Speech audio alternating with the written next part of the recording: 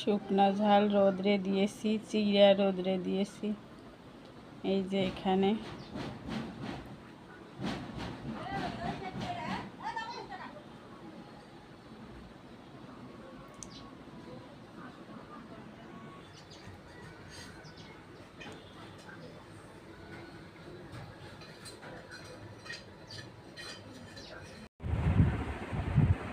আজকে আপনাদের ভাইয়া কি বাজার করে এনেছে আপনাদের সঙ্গে একটু শেয়ার করছি।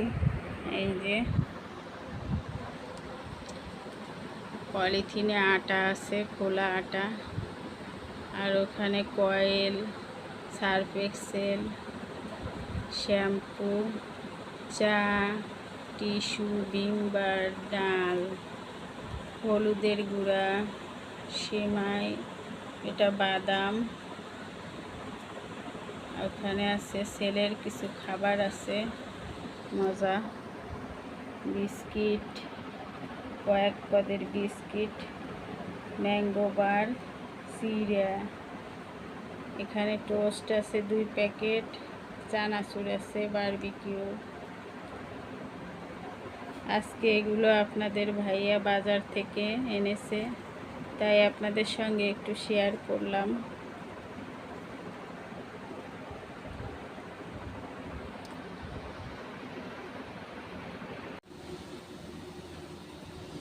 হ্যালো এভরিওয়ান, আসসালামু আলাইকুম। আপনারা সবাই কেমন আছেন? আশা করি ভালো আছেন। আজ আমি রান্না করব ব্রয়লার মুরগির গোশ। এই যে গোশটাকে আমি ধুয়ে পরিষ্কার করে নিয়েছি। এখানে আলু কেটেছি, মশলা কাটা বাটা সব হয়ে গেছে। এখন রান্না করা শুরু করব।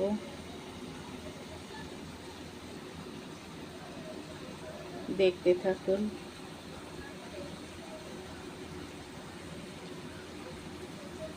গোশটাকে আমি আজ ভেজে রান্না করব।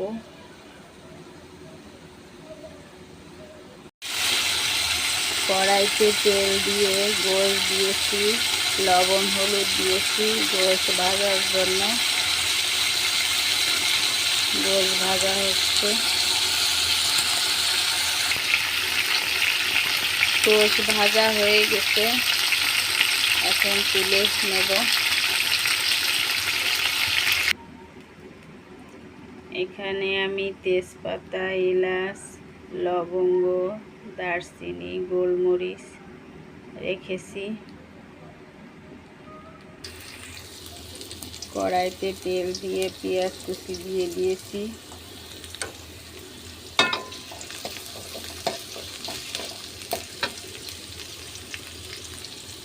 এখন এগুলো দিয়ে দেব।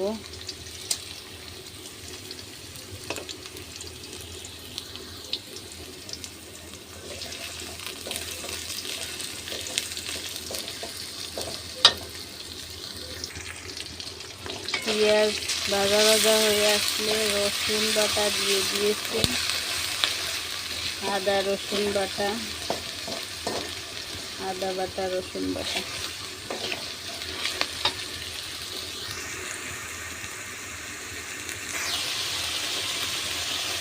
আদা রসুন বাটা ভাজা ভাজা হয়ে আসলে আমি মরিচের গুঁড়া, হলুদের গুঁড়া, জিরের গুঁড়া, দারচিনি গুঁড়ো দিয়ে দিয়েছি। এটাকে আমি এখন ভালোভাবে কষিয়ে নেব।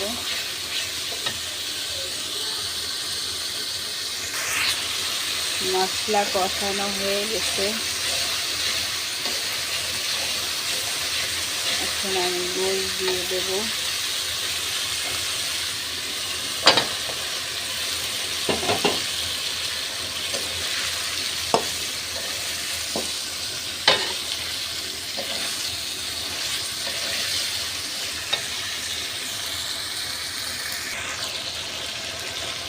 আলুও দিয়ে দিয়েছি। এই যে এখন ভালোভাবে আমি কষিয়ে নেব গোশ আর আলু।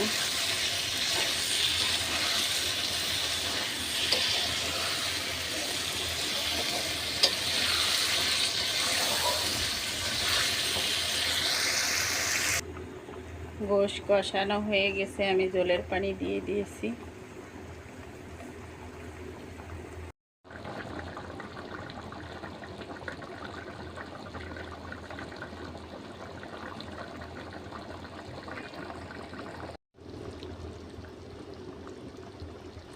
হয়ে গেছে আমার গোশ রান্না। এখন তুলে ফেলবো চুলা থেকে।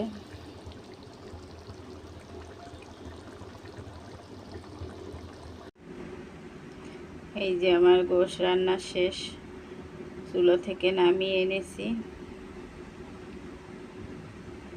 কেমন হয়েছে আমার রান্নাটা কমেন্টে জানাবেন, লাইক শেয়ার করে দিবেন, একটা সাবস্ক্রাইব করে দিয়ে আমাকে সাপোর্ট করবেন। এতক্ষণ যারা ভিডিও দেখেছেন তাদেরকে আমার অনেক অনেক ধন্যবাদ। আজ এ পর্যন্ত, আল্লাহ হাফেজ।